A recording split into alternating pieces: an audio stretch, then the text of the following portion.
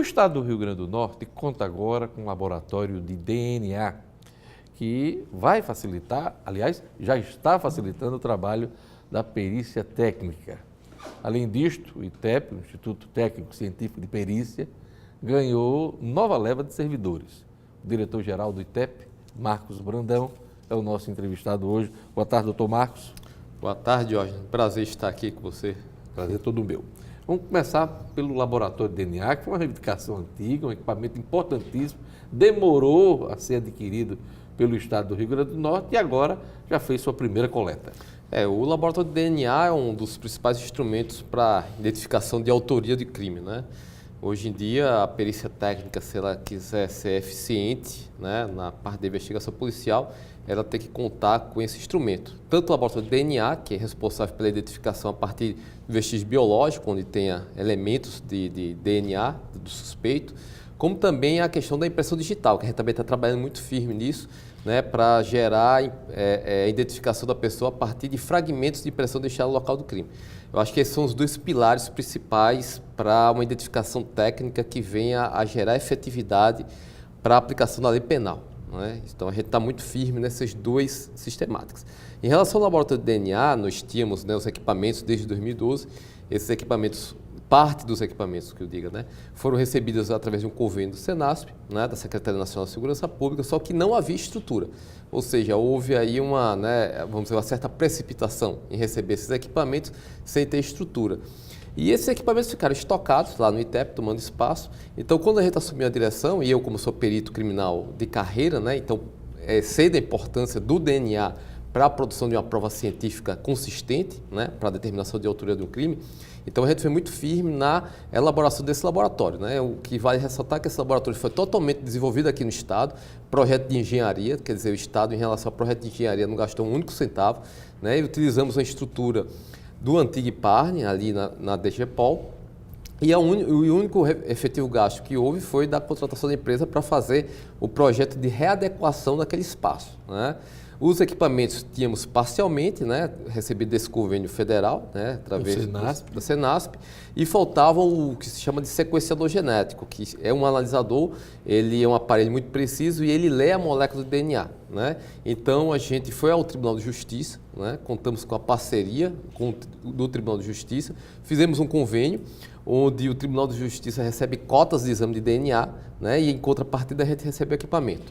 Então foi vantajoso para os dois, né, tanto pelo Poder Judiciário. Uma mão ajudou a outra, né? Exatamente. Então, a partir dessa, vamos dizer assim, né, dessas conexões, né, a gente conseguiu, de fato, implantar um laboratório de DNA, um laboratório realmente muito moderno, né? Qual o tamanho do investimento, Marcos? O tamanho total do investimento, a gente, na estrutura física, a gente gastou R$520 mil, né? Um sequenciador genético, R$750 mil, né? E mais alguns insumos que tivemos que comprar. Vamos dizer que de investimento próprio a gente gastou entre R$1.600.000 e R$1.700.000, né? De investimento próprio. Quase R$2 milhões. Isso sem falar nos equipamentos que já tinham sido adquiridos, né? Exatamente. Senasp, né? Então, realmente, para montar um laboratório desse, né, envolve todo o estado da arte de tecnologia, né? Um exame muito preciso. E o nosso laboratório, eu conheço alguns laboratórios, né, de alguns estados, que são estruturas improvisadas, né?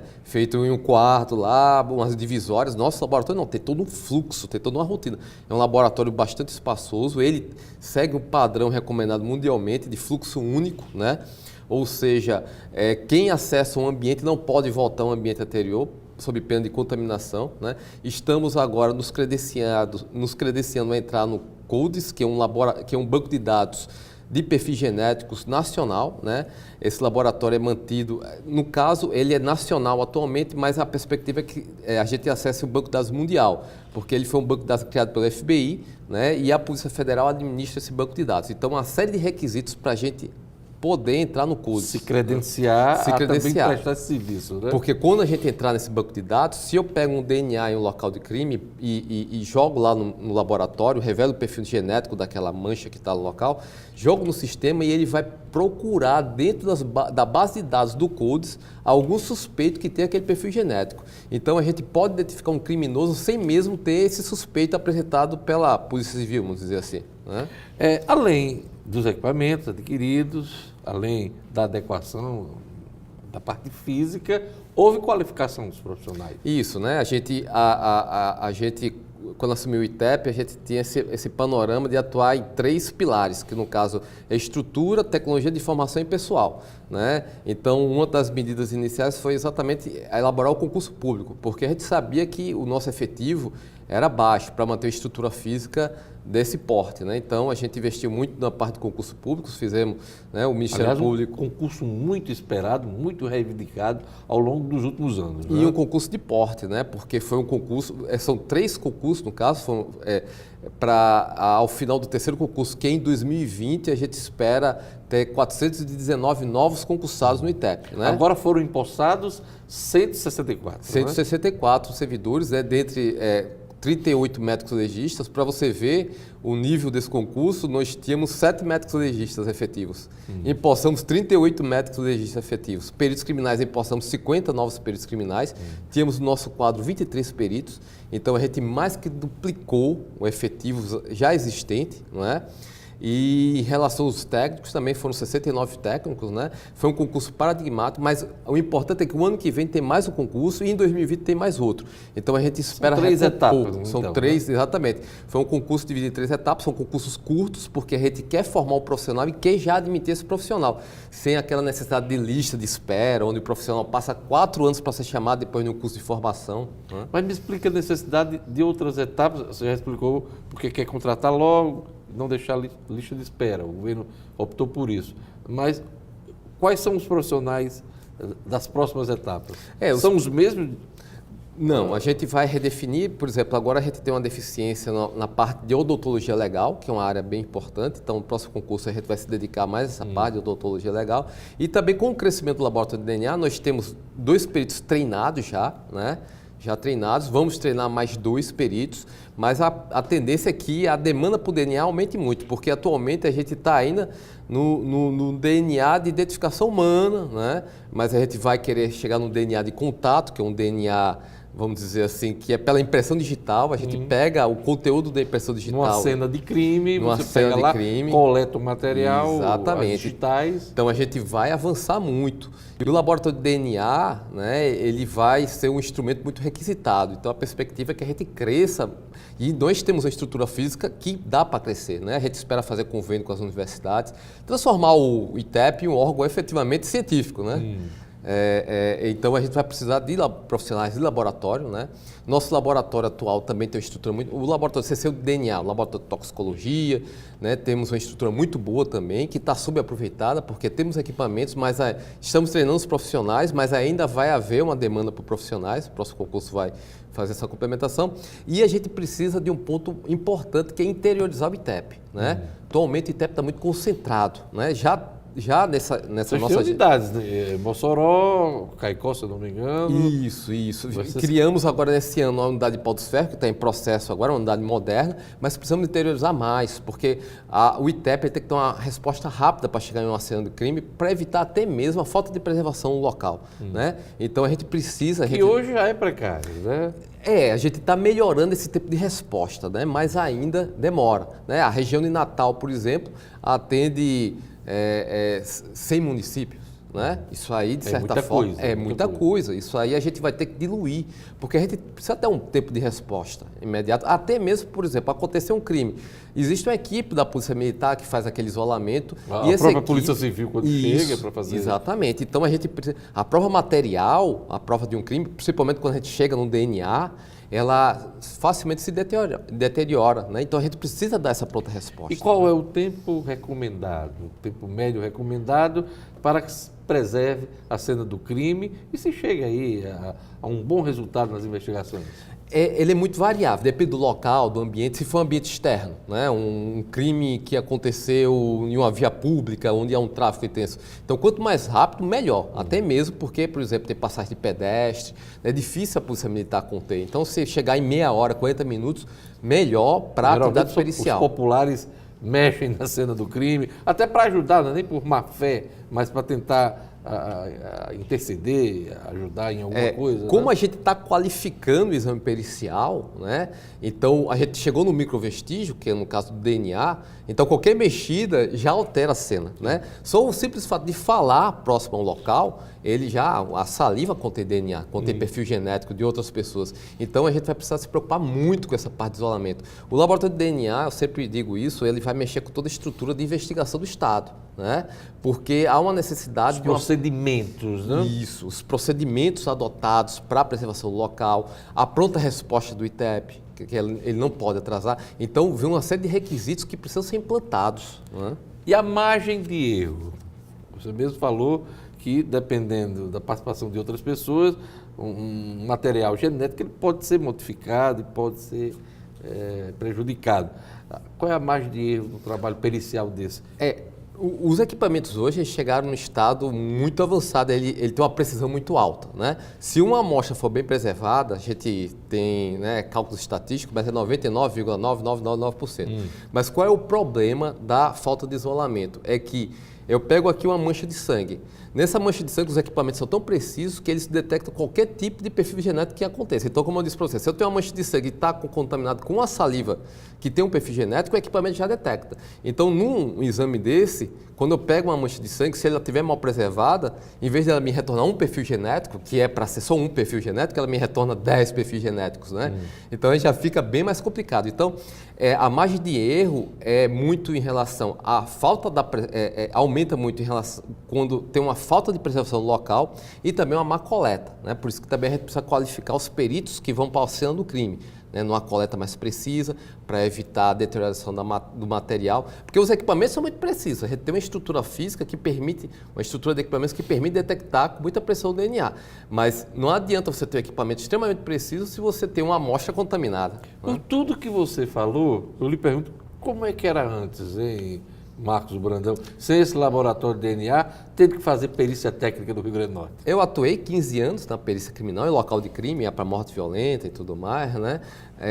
Realmente era uma grande frustração, porque você chega em uma cena de crime, você encontra um vestígio, que você sabe que aquele vestígio pode correlacionar o autor de um crime ali, né? E você não tem capacidade de coletar aquilo e de processar.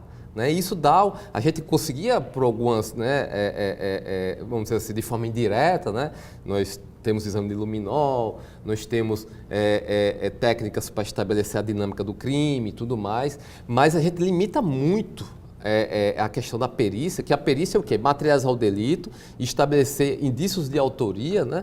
E a gente materializava o delito, estabelecia a dinâmica, mas chegava na finalidade que é a crucial da perícia, que é estabelecer indícios de autoria de um crime, a gente parava aí. Né? E o material coletado tinha que ser mandado para outros laboratórios em outros estados. Né? E, por sinal, a gente atuava muito pouco dessa parte de DNA de local do crime.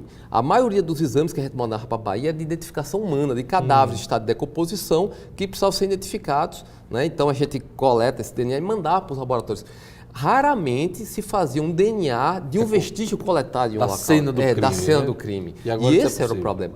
E agora a gente está implantando esse protocolo, né? A gente vai conseguir fazer isso. Por enquanto, a gente iniciou esse primeiro exame, que é de identificação humana, mas a gente já está trazendo os protocolos. Foi de uma garota agora, né? Isso, exatamente, né? Porque o laboratório de DNA ele precisa de um protocolo de implantação. Então a gente vai começar com essa parte da identificação humana, que a gente agora em dezembro acaba. Início do próximo ano já há um desenvolvimento para a implantação do DNA de vestígio de local de crime, que esse aqui é para determinar a autoria de um crime, que esse é o importante para a investigação criminal. Lógico que o DNA de identificação é importante, porque você identificar uma vítima, você já dá uma ideia de quem é aquela pessoa, então a investigação se alinha para aquilo. Né? Mas o DNA de local é que vai ser também um grande aspecto de quebra de paradigma de uma investigação que hoje não é tão científica para uma investigação extremamente científica. Dá para sentir a empolgação, né, de um perito, né, diante de um investimento e de um equipamento desse porte. Quantos servidores vão trabalhar diretamente com o laboratório de DNA? A perspectiva é que nesse ano já a gente fique com 5 peritos trabalhando diretamente com o DNA e 6 servidores, agentes técnicos forenses, né? Que já é uma quantidade bem razoável. né, para esse primeiro momento, né? Mas a perspectiva, como eu disse para você, é crescer até a demanda por solicitação de exame de DNA. Nesse momento final da entrevista, Marcos, eu queria que você falasse um pouco também, o ITEP estender um pouco o horário de atendimento para quem vai tirar ou renovar a identidade. Isso. Em 3 centrais do cidadão. Aliás, sempre foi uma reclamação muito grande a demora para ser atendido nessas centrais. Vai melhorar mesmo? Já está melhorando, a gente está num processo de evolução contínua, né? Não, antigamente eram filas enormes, filas físicas, a gente já fez o agendamento, já diminuiu bastante essas filas, né? E agora a gente ampliou o horário de atendimento dessas 3 centrais, né? Como é que era antes e como é que está funcionando agora? No Alecrim, por exemplo, era até 1h da tarde, a gente ampliou o atendimento até 5 da tarde, né? E assim também no Via Direta e na Zona Norte, né? Então hoje o horário é ampliado, né? Isso melhora o acesso do cidadão que faz o agendamento toda quinta de manhã, né? Toda quinta-feira abre seu agendamento, né? E hoje você tem praticamente o dobro de vagas que havia antigamente, né? Isso aí facilita a questão do acesso ao cidadão primeiro dia. Mas estamos agora numa fase de implantação importante, que é a questão da mudança da identificação agora para o padrão biométrico, né? A gente vai mudar o processo do estado do Rio Grande do Norte, vai ser um dos mais seguros, e esse processo... Exemplo, por exemplo, do eleitor, você também vai fazer essa identificação biométrica para o RG. Já está em fase de teste, né? A perspectiva é que a gente implante essa identificação biométrica nas centrais a partir de dezembro, né? Então, vai ser uma grande revolução E, além de tudo, tem aquele convênio com os Correios, né? Que a gente vai... os Correios vão ser os nossos postos de atendimento, vamos dizer assim, né? Então, ela vai coletar todas as informações, vai mandar para a gente vai ter uma central de impressão e a gente vai melhorar muito a qualidade desse serviço de atendimento dos RGs. Está de parabéns o ITEP, agora com o laboratório de DNA, né? Estendendo aí o atendimento para o RG. Muito obrigado por sua participação. Tá? Obrigado, Jorge. É um grande prazer. É isso aí. O RN Acontece vai ficando por aqui. Obrigado pela audiência. Siga com a programação da Band Natal. Veja a reprise do programa no portal nominuto.com. O RN Acontece volta amanhã. Até lá.